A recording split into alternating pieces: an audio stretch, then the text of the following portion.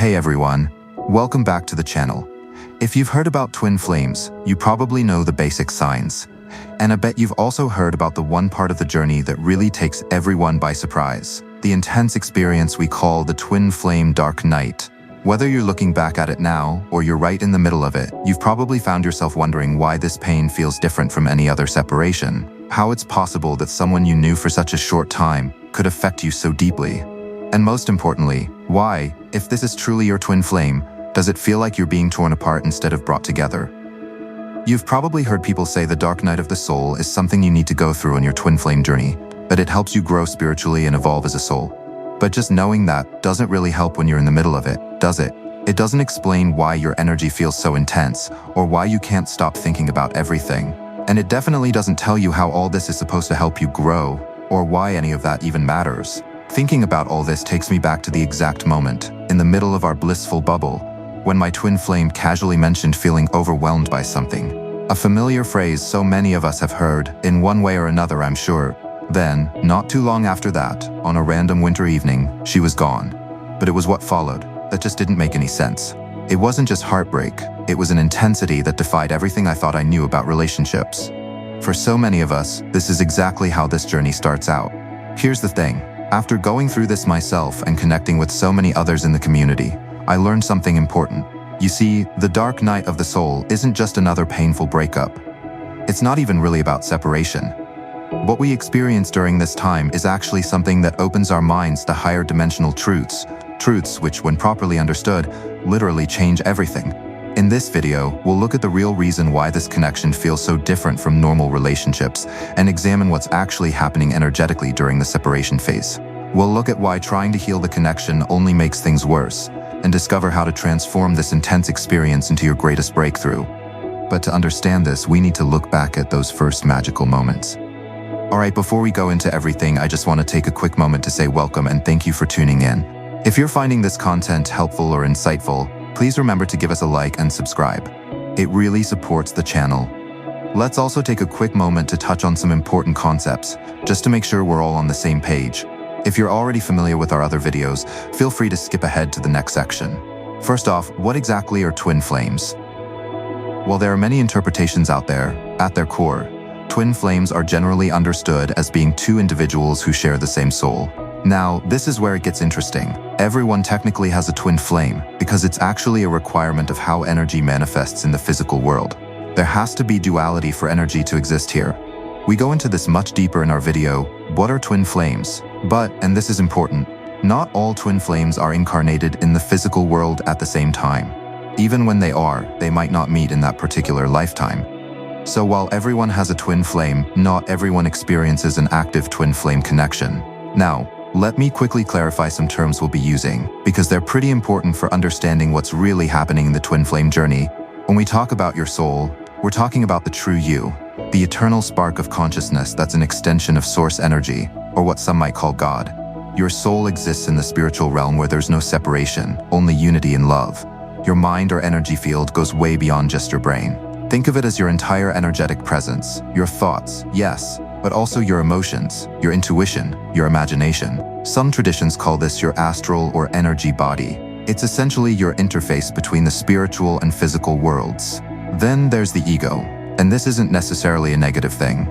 It's simply your physical world identity, your body, your personality, your life story, your relationships, basically everything that makes up your earthly experience.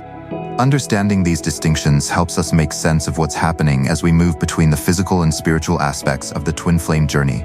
Different teachers might use different terms for these concepts, and that's okay. What matters is tuning into your own inner guidance as you navigate this path. As we go through today's topic, take what resonates with you, and don't worry too much about the rest. You might find that something that doesn't click right now makes perfect sense later on. Trust your own inner knowing, that's your soul speaking to you. Alright, now that we're all caught up, let's get into the heart of what we're talking about today. To really understand why the hard parts hit so hard, we need to look at something else first, the amazing connection at the beginning. Because believe it or not, those first blissful moments actually hold the clues to everything that comes after. Think back to when you first made contact with your twin flame in the physical world. Maybe it was romantic right away, or maybe you were just friends or even working together. But whatever it looked like on the surface, there was something else going on, wasn't there? something that made this connection feel totally different from anything else you'd experienced. Most folks call this first phase the love bubble, or honeymoon phase, and it usually lasts somewhere between 1 and 3 months. But honestly, calling it a honeymoon phase doesn't really capture what's happening here. This isn't just your typical new relationship excitement. During this time, there's this wild mix of feeling completely free yet deeply connected. You're totally yourself, maybe more yourself than you've ever been, but there's also this intensity that's hard to explain. You can talk for hours or sit in complete silence, and both feel equally right. It's like you've known each other forever, even though you just met. But here's where things start getting interesting. Right in the middle of all this amazing connection stuff, you might notice this weird little undercurrent of anxiety. And I'm not talking about normal relationship jitters, like wondering if they like you or if things will work out. This is something different. It's this really specific feeling of dread about what would happen if they pulled away. It's like some deeper part of you knows something's coming, even though your conscious mind hasn't caught up yet. This feeling shows up in really specific ways. Like you might find yourself getting weirdly anxious over tiny things. Maybe they take a little longer than usual to text back, or their tone seems slightly off, or they're just a bit more distant than normal. And these little things that would be no big deal in any other situation, they send you into this mental spiral that feels completely out of proportion. Then when they go back to normal, responding quickly, being engaged, you feel this massive relief, way bigger than the situation calls for. What makes this pattern so important is how different it is from normal relationship stuff. In a regular connection, these kinds of early warning signs might make you think, maybe we're not compatible, or maybe I have some attachment issues to work on. But with twin flames, these patterns are pointing to something much deeper, something that explains why what comes next hits so differently. Here's the really fascinating part. These patterns show up no matter what kind of relationship you have with your twin flame. Whether you're dating, just friends, or even just working on a project together, these same dynamics start playing out. This universal quality is one of the first hints that we're dealing with something that goes way beyond normal relationship categories. As time goes on, you might notice your twin flame saying certain things that seem pretty innocent at first. One of the big ones is them mentioning that they feel overwhelmed by the connection. Now, in any other situation, you might think, oh, they're just getting cold feet, or maybe they're not ready for a relationship. But in twin flame connections, there's something different about how they say it. It's like they're not overwhelmed by you, or even the relationship itself. They're overwhelmed by something they can't quite put their finger on. What's actually going on under the surface here goes way deeper than just two people connecting. Those moments of anxiety, the relief when they come back, that overwhelming feeling they talk about, these aren't just random emotional responses. They're the first signs of something much bigger waking up, something that's about to challenge everything you think you know about relationships, consciousness, and what it means to be connected to another person. And then it happens. Despite all those little warning signs, despite that nagging feeling in your gut, nothing really prepares you for when they actually pull away. You might even remember that last conversation, the one where they said they were feeling overwhelmed. It's kind of wild how many twin flames report hearing that exact word, like we're all living out the same story without realizing it. But here's where things get really interesting. In a normal separation or breakup, you know what usually happens, right? You feel sad, maybe spend some time processing it, and gradually get back to your regular life. Your thoughts naturally drift to other things. What you need to get done at work, what your friend said the other day, what you're going to have for dinner. The pain comes in waves, but those waves get smaller over time. Except, that's not what happens here. Not even close. Instead of fading, everything gets more intense. Instead of your thoughts drifting to other stuff, they become laser-focused on this one person, this one situation. It's like your entire mental and emotional world has been hijacked. And the craziest part? No matter how many times you tell yourself, this doesn't make sense, I barely knew them, the intensity just won't back down. You might try all the normal breakup advice, Give it time, focus on yourself, stay busy.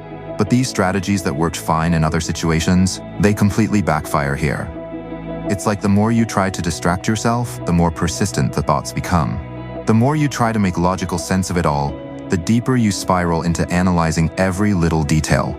This is usually when people start seriously questioning their sanity. Like, how can someone you knew for such a short time turn your whole world upside down like this? Why does this feel so completely different from any other separation you've ever been through? Well, here's the thing, and this is really important. What's happening isn't actually about the relationship at all, at least not in the way we usually think about relationships. Remember those weird anxiety patterns from the honeymoon phase? They weren't just random emotional hiccups, they were early signs of something much deeper waking up. The physical separation is just the match that lights the fire. Think about it this way. In a normal relationship, when two people separate, it's like cutting a rope that connects them. Even if it hurts, there's a clean break. But in a twin flame connection, separation does something totally different. It actually seems to make the connection stronger. It's like the physical distance creates this intense pressure in the energy field that connects you, amplifying everything instead of diminishing it. This is exactly why normal relationship advice falls completely flat during this phase. You're not dealing with your typical relationship dynamics here. You're experiencing a profound shift in consciousness that just happens to be triggered by this specific person, this specific connection. And as this process picks up speed, it leads straight into what many consider the most challenging but also most transformative part of the twin flame journey, the dark night of the soul. This is where things get really intense. If you're going through it right now, you know exactly what I mean. If you've been through it before, you probably still remember every detail. The dark night of the soul in the twin flame journey isn't just feeling sad or missing someone. It's like your whole inner world gets turned upside down. First, there's the physical stuff. And I'm not just talking about feeling down or tired. This is something else entirely. Most people describe feeling this intense energy right below their chest, near their solar plexus. It's like this constant ache or pit in your stomach that comes and goes in waves, completely out of nowhere. It's as if your body is trying to tell you something that your mind hasn't figured out yet. Then there's what happens to your mind. Look, we've all overthought things in relationships before, right? But this is different. Your brain goes into this kind of overdrive that's honestly exhausting, but you can't shut it off. You find yourself analyzing every single interaction, every word, every moment from every possible angle. It's like being stuck in a thought loop that you can't think your way out of, no matter how hard you try. And the emotions? Oh boy. It's like being on some kind of spiritual roller coaster you never signed up for. One minute you're feeling this deep shame, then helplessness, then anger, then suspicion. Sometimes you'll get these random bursts of hope or excitement, like maybe you've finally figured it all out, only to crash right back down again moments later. But mostly, there's this overwhelming feeling of being completely consumed by something you can't control or understand. What makes this phase especially tough is how it breaks all the normal rules of emotional processing. Usually, when you're going through something hard, you have ups and downs, right? You might feel awful for a while, but then you get distracted by work or friends or whatever. But in the twin flame dark night, the intensity just stays, hour after hour, day after day. It's like every waking moment is dominated by this connection. This is typically when people really start questioning their sanity. I mean, how can someone you knew for such a short time create such chaos in your life? Why does this hurt so differently from regular heartbreak? The intensity of what you're feeling seems completely out of proportion to how long you actually knew them. But here's the thing, you're not making this up or exaggerating. This is your real lived experience. You're feeling this in every cell of your body. But check this out, these symptoms aren't random. They're not a sign that something's wrong with you, and they're definitely not some kind of punishment. They're actually very specific signs of something profound happening at the level of consciousness itself. That physical ache you feel, that's energy moving through your field. Those constant thoughts, that's your consciousness reorganizing itself. See, what makes the twin flame dark night so unique is that it's not actually about the person who triggered it. Yeah, they're the catalyst, but what you're experiencing goes way deeper than normal relationship stuff. You're dealing with something that operates at the level of unified consciousness, something that challenges everything you thought you knew about separation, connection, and how reality works. This is exactly why all the usual coping strategies fall flat. You can't think your way out of it because it's not a problem to be solved. You can't distract yourself from it because it's not just in your mind. It's operating at the level of energy itself. And you can't rush through it because it's not just emotional processing, it's a fundamental shift in how your consciousness works. Understanding this is like finding the first piece of a puzzle. Once you start to see the bigger picture, your whole experience starts to make more sense. As we get into the energetic framework behind all this, you'll begin to understand why this intensity isn't just natural, it's necessary. Those physical symptoms and the way the mind just won't shut off, they're not just there to drive anyone crazy. There's actually something really specific happening here, and seeing what it is shows exactly how to work with these feelings instead of getting overwhelmed by them. At the heart of it all is the idea of two bodies coming from one soul. That might sound like some poetic way of saying two people are really compatible, but it's actually way more specific than that. And this is what generally distinguishes the twin flame connection from every other type of connection. It's what's universally understood. Twin flames aren't just two people who are deeply connected or intensely drawn to each other. They are two individuals sharing the same soul energy, a single, unified energy field. Think about that for a second. In every other relationship, even really close ones, even soulmates, you're dealing with two separate energy fields that harmonize with each other. But with twin flames, you're experiencing something completely different, one field that appears as two in the physical world. This explains why everything felt so natural during that honeymoon phase, right? You weren't building a connection, you were recognizing one that was already there at the soul level. That's why you could be so completely yourself around them, why everything flowed so easily. You weren't trying to merge two separate energies, you were just experiencing the natural state of unity that already existed. But here's where it gets tricky. In our physical world, energy has to be polarized. It's just how things work here. This polarization is what makes it look like you and your twin flame are two completely separate people. During the honeymoon phase, this polarity creates this beautiful dance of energy. But when separation hits, that same polarity creates what feels like impossible tension. Remember that constant ache in your solar plexus we talked about? That's not just emotional pain. That's the physical sensation of energy responding to perceived separation in a unified field. Those overwhelming thoughts that won't leave you alone? They're not just your mind obsessing. They're consciousness itself trying to make sense of something that appears separate, but is fundamentally unified. This is why everything feels so intense, and why normal relationship fixes don't work, because you're not actually dealing with a relationship problem at all. You're experiencing what happens when consciousness struggles with the appearance of separation where unity actually exists. It's also why nobody seems to have any control over this process, whether they're the runner or the chaser. The runner isn't choosing to run away from a bad relationship. They're responding to an overwhelming energy that their conscious mind doesn't know how to handle. The chaser isn't choosing to obsess. They're experiencing the natural pull of unity in a field that looks divided.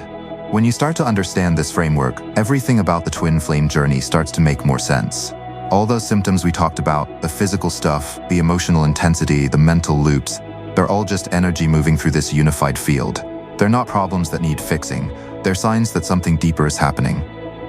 But this brings up a really interesting question. If we're dealing with one unified field, why does it show up as love and fear? Why does something that's fundamentally whole express itself through such opposite energies? Let's talk about love and fear, but not in the way you might be thinking. We throw these words around a lot, especially in spiritual circles. When most people think about love, they picture feeling amazing, that euphoric on top of the world feeling. And when they think about fear, they imagine feeling terrified or anxious. But here's the thing, that's not really what love and fear are at their core. Sure, love can feel euphoric and fear can be terrifying. But these energies are actually much more subtle than that. If you're looking for love by expecting it to always feel like you're walking on sunshine, you're going to miss a lot of its quieter moments. Let me break this down in a way that might surprise you. At its core, love isn't just about feeling good, it's about unity. It's the energy that naturally shows up when you understand that everything is connected. Think about it. When you really get that we're all one, you automatically treat others the way you'd want to be treated. Not because someone told you to, but because it just makes sense. You're kind and considerate because you understand that hurting others is literally hurting yourself. Fear, on the other hand, is all about separation. It starts with this basic idea that you're separate from everyone else. And once you believe that, things get interesting, and not in a good way. It starts with thinking, well, what happens to others doesn't really matter because they're not connected to me. Sounds kind of neutral, right? But it doesn't stop there. Pretty soon that thinking evolves into, I need to get what I want no matter what happens to anyone else. Why? Because if you're separate from everyone, then it's all about competition. You start believing there's not enough to go around, so you better grab what you can. And if you follow this path far enough, you end up at, I need to control everything and everyone. Anyone who gets in my way is a threat. This might sound extreme, but look around, you can see this playing out everywhere. Every conflict, every power struggle, every act of cruelty comes from this basic belief in separation. And here's the wild part. None of it would be possible if we truly understood that we're all connected. This brings us back to your twin flame journey. Remember when we talked about being one soul? That's not just a pretty idea, it's the key to understanding everything you're going through. When you're feeling overwhelmed with fear during separation, it's because your mind is operating from a place of separation while your soul knows the truth of unity. Think about what happens during the dark night of the soul. All those intense emotions, they're showing up because there's this huge gap between how your soul sees things and how your mind is thinking about them. Your soul knows you're one, but your mind is screaming, we're separate and everything is falling apart. This is why trying to fix the connection or heal the relationship never works. Why? Because the moment you try to fix something, you're already buying into the idea that it's broken. And that idea of brokenness, that's fear talking. That's separation consciousness doing its thing. But here's what's beautiful about understanding this. Once you see what's really going on, everything starts to shift. Not because you're doing anything to make it shift, but because you're finally seeing things as they actually are. The intensity you're feeling isn't a punishment, it's actually your soul trying to tell you something important. And it's using these strong feelings to get your attention, because the point it's trying to get across is very important to you at the deepest levels. These are higher dimensional understandings, so to properly internalize them, we're going to start by examining the early parts of the separation phase. If you remember going through the early stages of twin flame separation, or if you're currently in those early stages, you'll remember experiencing a strong drive and need to reach out to your twin flame. This overwhelming urge to fix things drives you to constantly reach out, check social media, and endlessly strategize about how to make things better. Here's something I want you to really think about. Why do we try to fix things in the first place? Only because we believe they're broken, right? You wouldn't try to fix something that you knew was perfectly fine.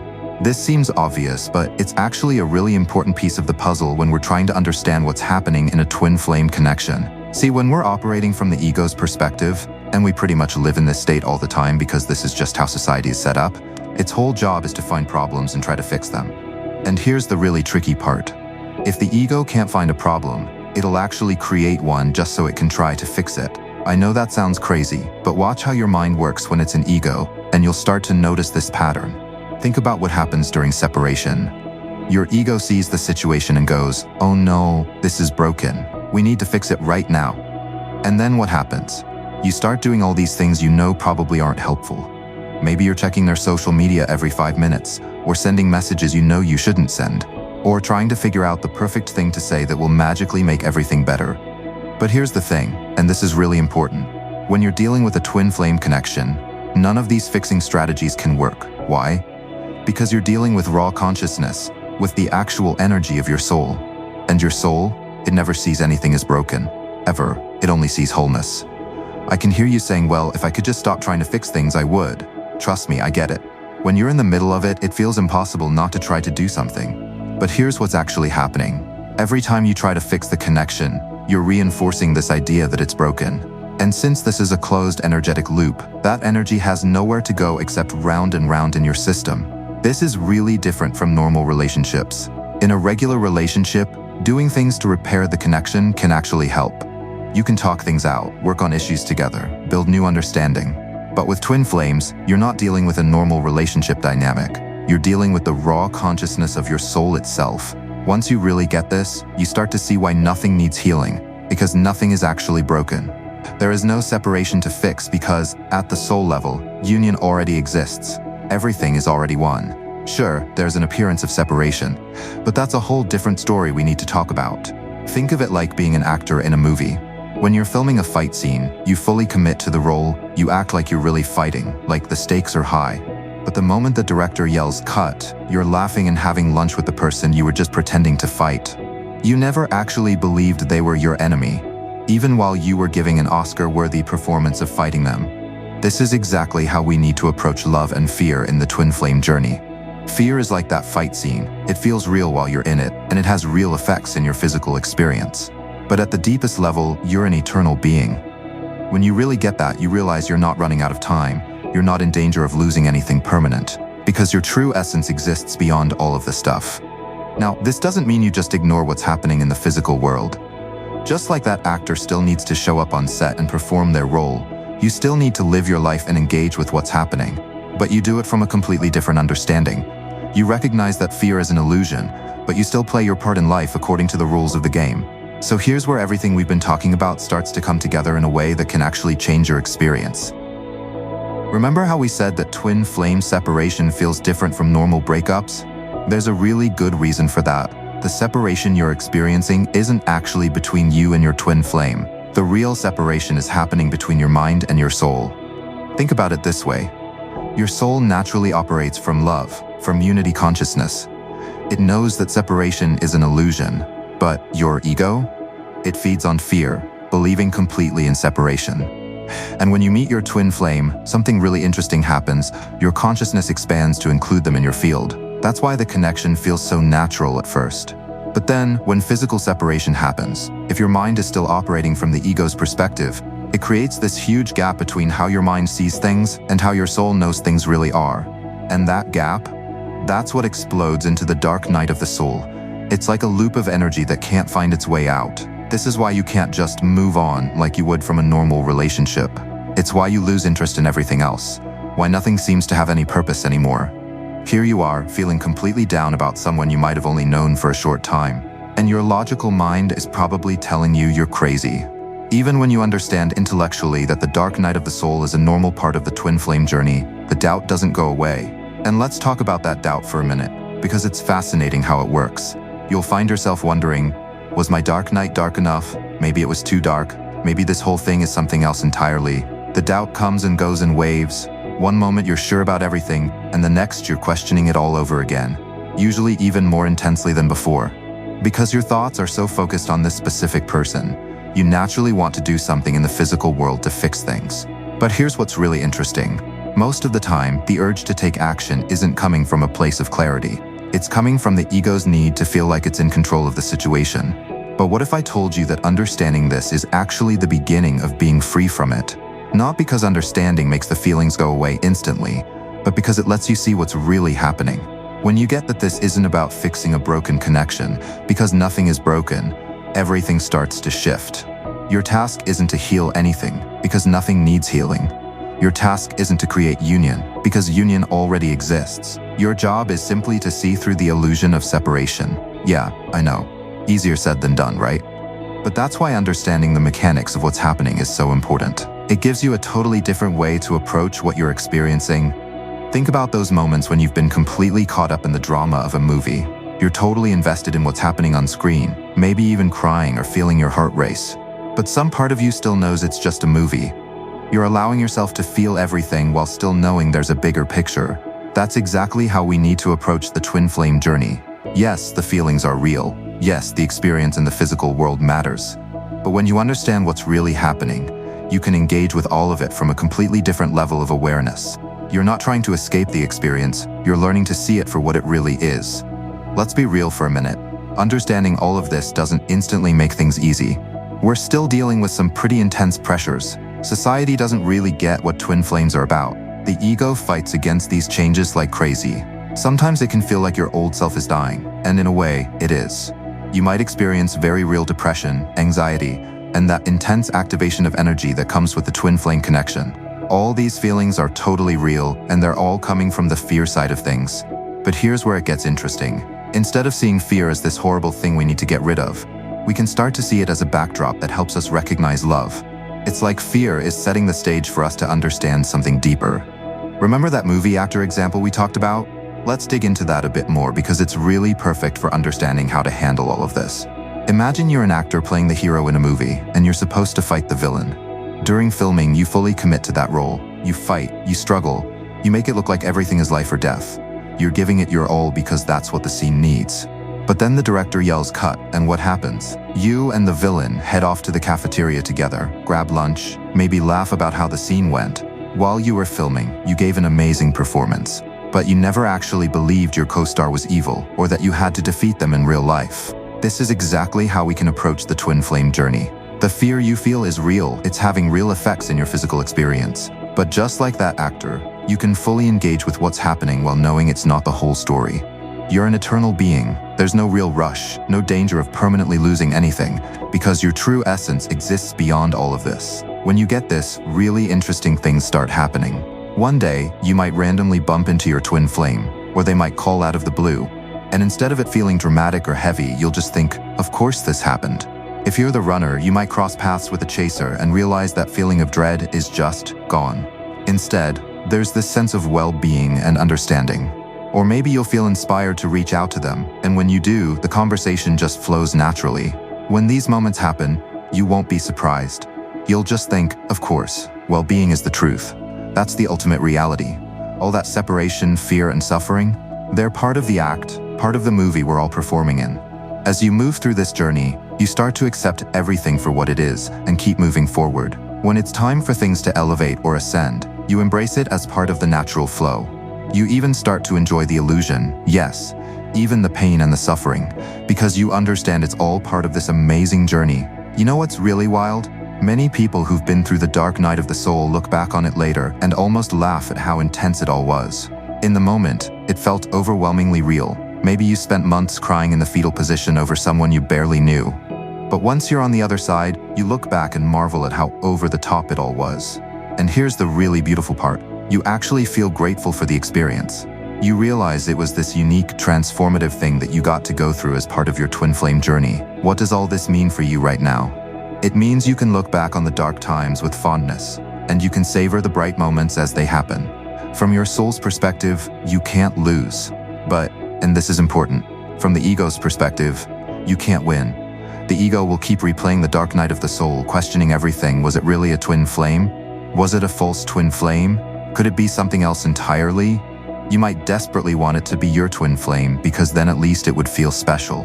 Then when they reach out or get in touch, you become clingy and insecure, sending yourself spiraling back into fear. But here's the key. None of this comes from what's actually happening. It all comes from how you're seeing the situation. If you're stuck in the ego's perspective, you're like an actor who, after the director calls cut, is still trying to fight their co-star. Everyone else is saying, "Hey, calm down, it's just a movie." The director called cut. When you're caught up in the illusion, believing it's completely real, you can't even enjoy the illusion itself. And when reality presents itself, you miss out on enjoying that too. The real art is learning to recognize the illusion for what it is while still fully engaging with it. When you can embrace both the light and the dark from your soul's perspective, you free yourself from that endless cycle of doubt and attachment. Life becomes this beautiful dance between the two, and you learn to enjoy every step of the journey. Alright, let's talk about what you can actually do with all this understanding. We often call these practices magnetization or ascension, but really, they're about something much simpler. They're about realigning your mind. And it all starts with something we call detox. Now, don't worry, I'm not about to tell you to start drinking green smoothies, though hey, if that's your thing, go for it. This kind of detox is about stabilizing your energy and getting back to what we might call zero. Think of zero as your baseline. It's not the end goal, but it's like clearing the slate so you can start fresh. The first step is pretty straightforward. Even if it's not always easy, you need to create some distance from things that trigger your twin flame anxiety. This might mean unfollowing them on social media, taking a break from mutual friends, or stepping back from conversations that keep reinforcing the idea of separation. I know this might sound scary, like you're going to miss something important. But here's the thing. You need this space to let your energy stabilize. During this detox phase, you're not trying to forget about your twin flame or convince yourself the connection isn't real. Instead, you're approaching it with openness. This relationship is clearly important to my soul, so we'll see where it goes. That's it. No pressure, no desperate need to make something happen. Once you've reached this neutral place, and remember, what this looks like will be different for everyone, then you can start focusing on magnetization. But here's something really important. Magnetization isn't about trying to attract your twin flame. Remember what we talked about earlier? If you understand that union already exists and separation is an illusion, then there's nothing to pull toward you. Instead, magnetization is about aligning your energy field, your mind, your ego, all of it, with how your soul already sees things. During detox, you're stepping back from the ego's perspective. This creates this neutral space where you're not stuck in the ego's viewpoint anymore, but you haven't quite shifted into your soul's perspective either. Magnetization is about making that shift. One of the most powerful tools for this is meditation. And before you think, oh great, another person telling me to meditate, hear me out. Meditation works for both detox and magnetization because it helps bring stillness to your mind. There are lots of ways to do it. You can focus on your breath, listen to a continuous sound that quiets mental chatter, or just watch your thoughts without getting caught up in them. When you meditate regularly, you start to feel like an observer of your life instead of being completely caught up in it. You can enjoy what's happening without being consumed by it. It's like you're physically experiencing your soul's energy in real time. You're sitting there, eyes closed, just watching your thoughts, sometimes even finding moments of complete silence.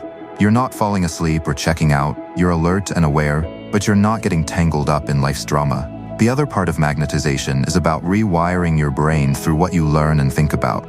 Reading materials that align with the eternal perspective can be really helpful. Things like Conversations with God by Neil Donald Walsh or Teachings from Abraham Hicks can help you shift energetically to start thinking more from your soul's perspective. But it's not just about thinking differently. It's about learning how to actually live from this perspective in your everyday life. When you combine meditation with this kind of learning, you're creating a bridge between where you are now and your soul's perspective. You're not trying to force anything or make anything happen. You're just aligning yourself with what's already true at the deepest level. Now, before we get into the next section, I want to take a quick moment to say thank you.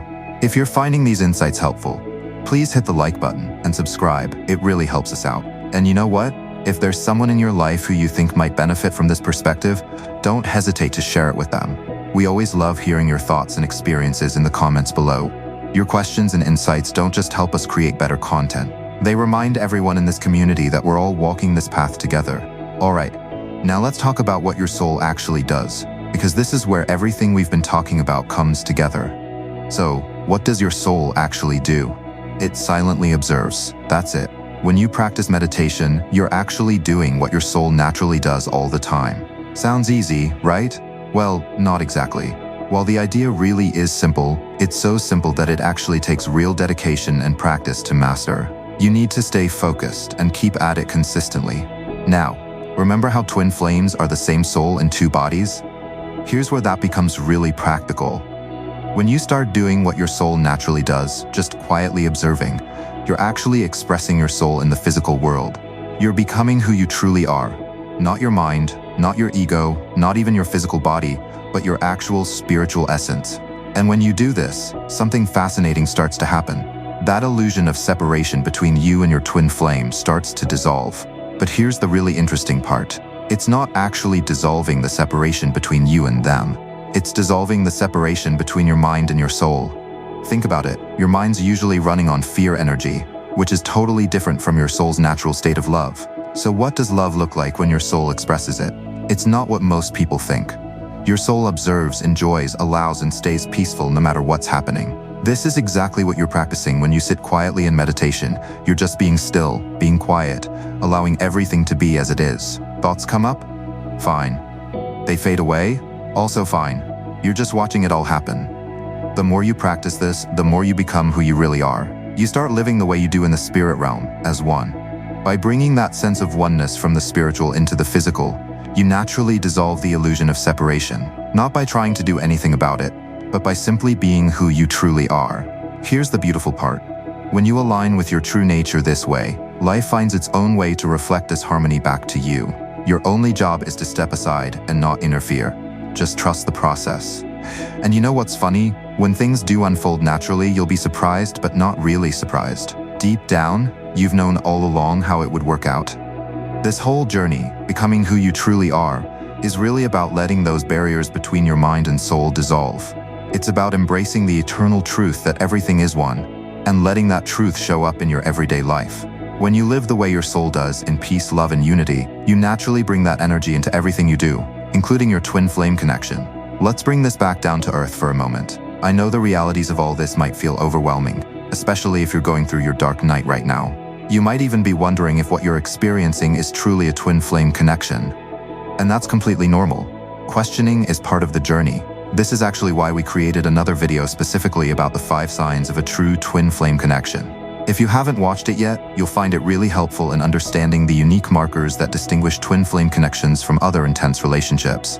Because when you can recognize what you're dealing with, everything we've covered today makes so much more sense. We've also started a new meditation channel called Peaceful Practice. You'll find the link in the description below. And these meditations work for everyone, whether you're on a twin flame journey or not. They're designed to help you grow spiritually and raise your consciousness, which is exactly what the twin flame path is all about. We're working steadily to make different resources available to more people in the twin flame and general spiritual community. The dark night isn't a punishment or a mistake. It's a profound gift of awakening that's been orchestrated by your own soul. Every tear, every moment of confusion, every painful realization is actually moving you closer to understanding your true nature, and that understanding changes everything. Above all, remember this.